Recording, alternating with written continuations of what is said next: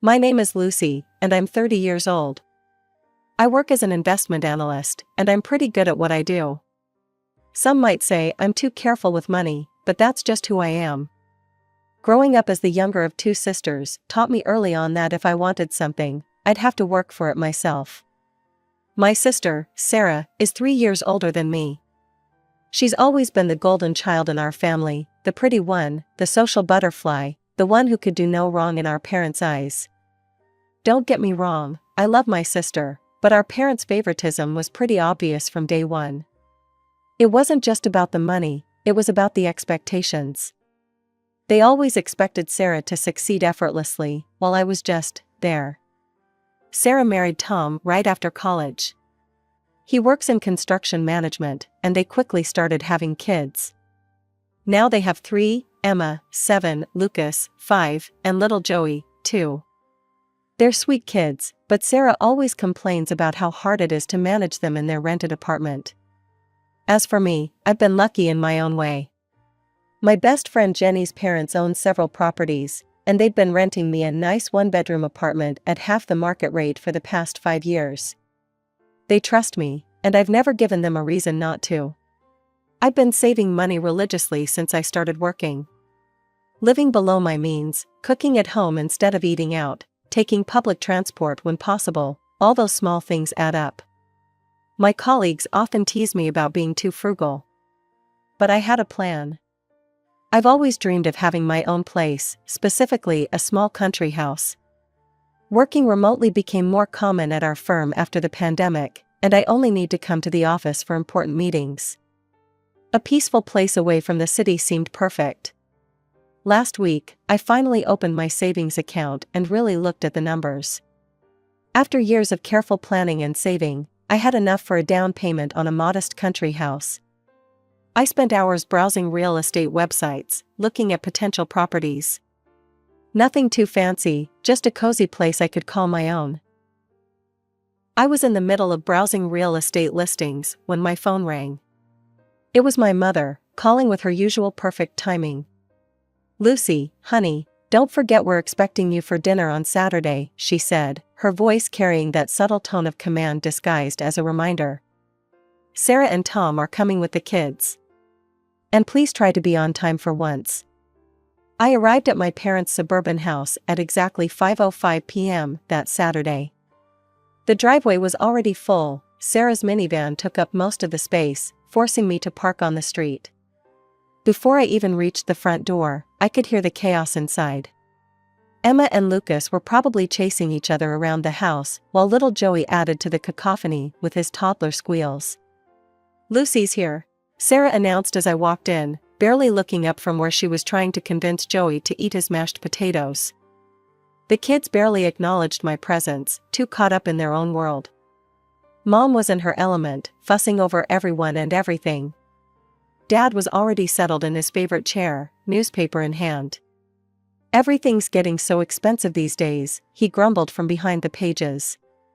"Have you seen the price of gas? Highway robbery, that's what it is." "Tell me about it," Tom chimed in, helping himself to another serving of Mom's lasagna. "And my boss, what a piece of work. Yesterday he comes in, right? Completely changes the project timeline without even consulting the team." "Who does that?" Sarah nodded sympathetically at her husband while wrestling with Joey's bib. "At least you get to leave the house. Try being stuck in a cramped apartment all day with these 3. I took advantage of the chaos to check my phone under the table. There was this perfect little cottage I'd been eyeing, 2 bedrooms, a spacious kitchen, and a gorgeous garden. The price was right in my range too. I was so absorbed in the photos that I didn't notice Mom watching me until she spoke up. "Lucy, what's so interesting on that phone? You've barely touched your food." All eyes turned to me, and I felt my cheeks warm slightly. I could have made up something about work, but for some reason, I decided to be honest. "Actually," I said, "I'm looking at houses. I'm thinking about buying one soon." The silence that followed was deafening. Even the kids seemed to sense something had changed. Sarah's fork stopped halfway to her mouth, and Tom's endless complaints about his boss died mid-sentence. Buying a house? Mom repeated, as if she hadn't heard me correctly. You? Well, yes, I said, already regretting my candor. I'm just looking at options right now, nothing definite. What kind of house? Sarah asked, her voice oddly sharp. Where? I haven't really decided yet, I said vaguely, trying to redirect the conversation. Hey, Mom, this lasagna is amazing. Did you change your recipe? But I could feel it, the wheels turning in their heads, the unspoken thoughts almost visible in the air. My parents exchanged one of their meaningful looks, and Sarah kept shooting glances at Tom. The usual dinner chaos resumed eventually, but something had shifted. The rest of the evening felt off-kilter, like everyone was playing their usual roles, but with their minds elsewhere. A week flew by, and I'd almost forgotten about the strange tension at the family dinner. Work kept me busy, and I spent my evenings researching mortgage rates and property taxes. I was in the middle of a Zoom meeting when my phone started buzzing with my mother's caller ID. I let it go to voicemail, but she called right back, 3 times. Finally, during my lunch break, I called her back, expecting some kind of emergency given her persistence. Lucy, finally, Mom's voice was bursting with excitement. I found the perfect house for you. You won't believe how perfect it is.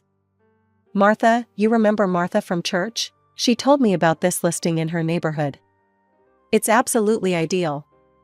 I put down my lunch and pressed my fingers to my temple, already feeling a headache coming on.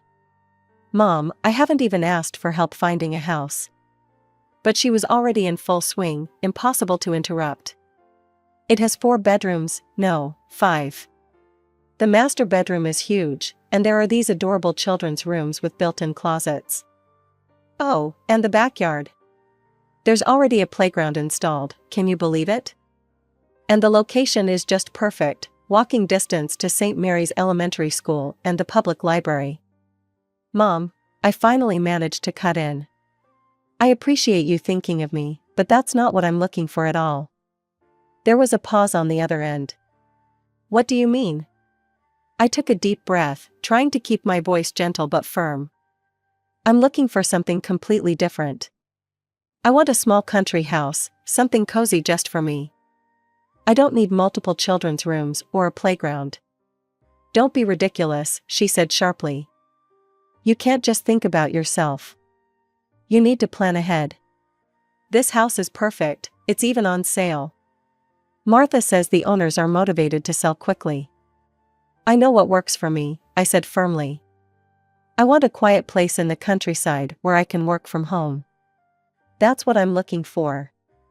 She made a sound of displeasure in her throat. Well, don't come crying to me when you realize I was right. The line went dead. I stared at my phone, feeling a mixture of frustration and guilt. But I didn't have long to dwell on it because my phone buzzed with a message from Sarah. Hey sis, check this out. What followed was a barrage of links to real estate listings. Every single one was a massive family home in the city. 4 to 6 bedrooms, multiple bathrooms, huge yards, all near schools and parks. I quickly typed back, thanks, but I'm actually looking for something smaller in the countryside. Sarah's response was immediate, but these are such good deals. Look at this one, it even has an in-law suite. More links kept coming. During afternoon meetings, my phone kept buzzing with messages from Sarah. Each one was another house listing, each bigger and more family-oriented than the last. I stopped checking Sarah's messages after the 20th house listing. Instead, I called Amanda Chen, a realtor I'd found through positive online reviews. She had a reputation for really listening to her clients, which was exactly what I needed. I want something small and cozy, I explained. A country house, but not too far from the city. Good internet connection is a must since I work from home most days. Maybe a small garden where I could grow some herbs and vegetables. Budget? I told her my range, and her eyes lit up. I think I might have exactly what you're looking for. It just came on the market yesterday. Want to take a look this weekend? The house was about 40 minutes from the city, set back from a quiet country road. As soon as Amanda's car turned into the gravel driveway, I felt something click inside me. The house was perfect, a charming two-bedroom cottage with white siding and dark green shutters. A wraparound porch hosted 2 rocking chairs, and mature maple trees provided shade in the front yard. Inside, sunlight streamed through large windows into an open-plan living area. The kitchen was small but updated, with butcher block countertops and new appliances. A wood-burning fireplace dominated one wall of the living room. Upstairs, there were 2 modestly sized bedrooms and a full bathroom with a clawfoot tub. But it was the sunroom at the back of the house that sealed the deal. Windows on 3 sides looked out over a well-tended garden with raised beds and a small greenhouse. "The owner is motivated to sell quickly," Amanda mentioned as we stood in the sunroom. "She's willing to offer a 5% discount for a fast closing." I didn't hesitate. "I want it." The next week was a whirlwind of paperwork, mortgage applications, and negotiations. I put down a larger down payment than required to keep the monthly payments comfortable. Every night, I fell asleep looking at photos of my future home, imagining where I'd put my furniture, planning what I'd plant in the garden. When everything was signed and official, I felt like I was walking on air. I couldn't wait to share my news with my family, despite their previous attempts to influence my decision. The following Saturday, I drove to my parents' house for dinner, practically buzzing with excitement. Sarah and Tom were already there with the kids, as usual. We settled in for dinner, and Mom served her traditional pot roast. The usual complaints and conversations flowed around the table: Tom's latest workplace drama, Sarah's struggles with the kids' school schedules, Dad's commentary on the economy. Then Mom turned to me with a smile that made my stomach clench. "Oh, Lucy, I'm so glad you're here. I was just talking to Barbara next door. She's selling her house. You remember Barbara's house? She's willing to give us, you, a good price. You should really consider."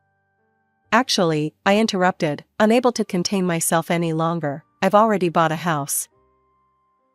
The clatter of cutlery against plates came to an abrupt halt. Emma's cartwheel in the background stopped mid-turn.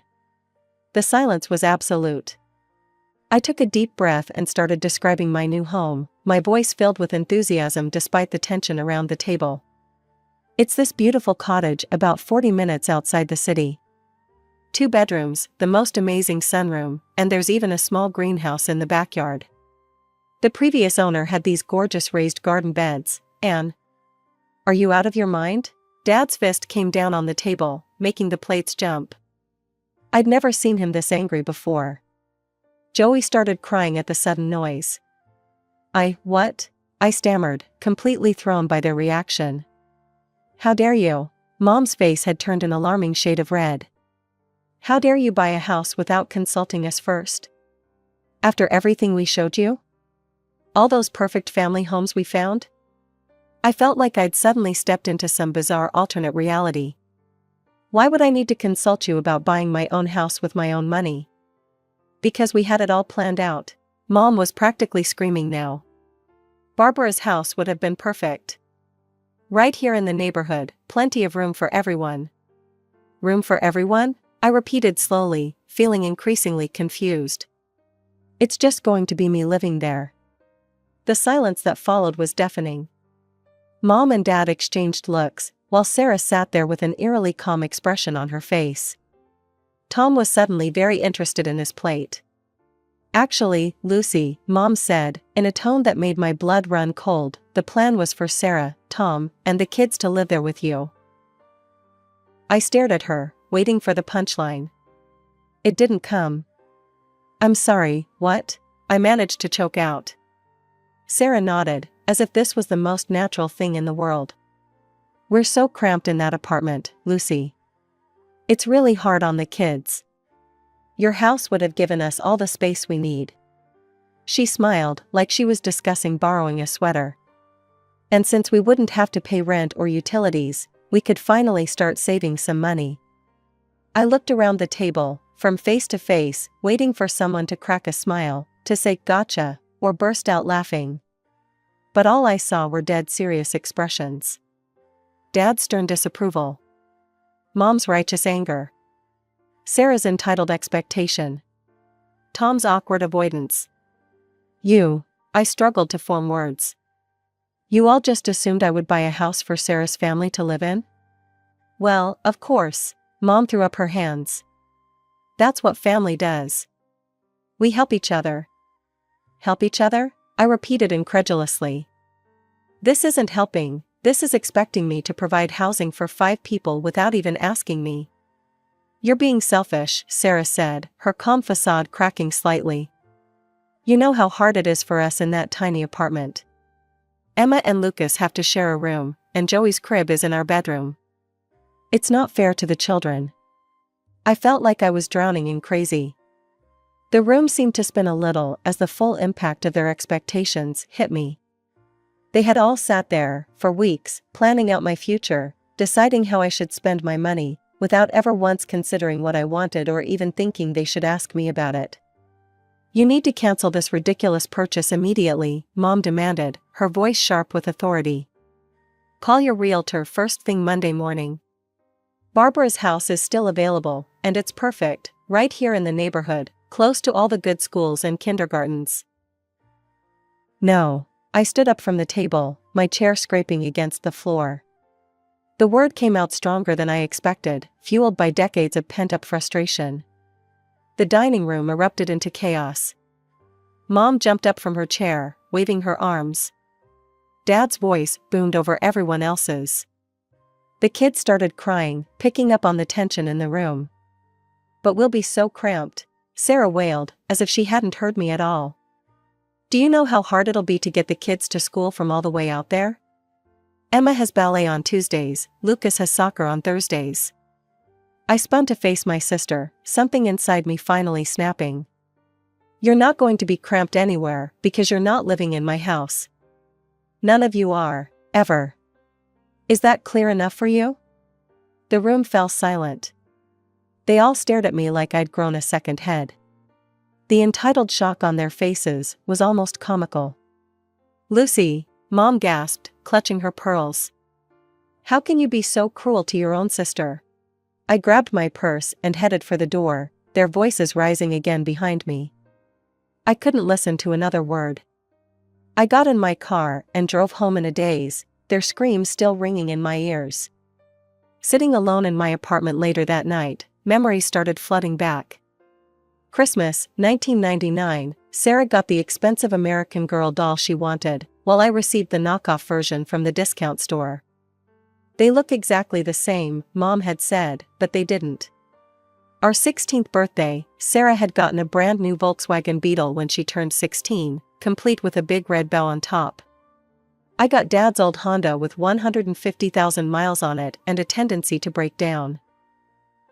High school graduation. Sarah's graduation party was a catered affair in the backyard with a hired DJ and custom decorations. Mine was a quiet family dinner because we had too many expenses that month. College years. Sarah attended her dream school with our parents covering every expense, tuition, room and board, even a generous monthly allowance. Meanwhile, I spent my senior year of high school applying for every scholarship I could find, staying up late to maintain my perfect GPA, knowing it was my only shot at higher education. And now, here we were. After years of favoring Sarah, of giving her everything while I worked for scraps, they'd just assumed they could commandeer my house, the one thing I'd achieved completely on my own.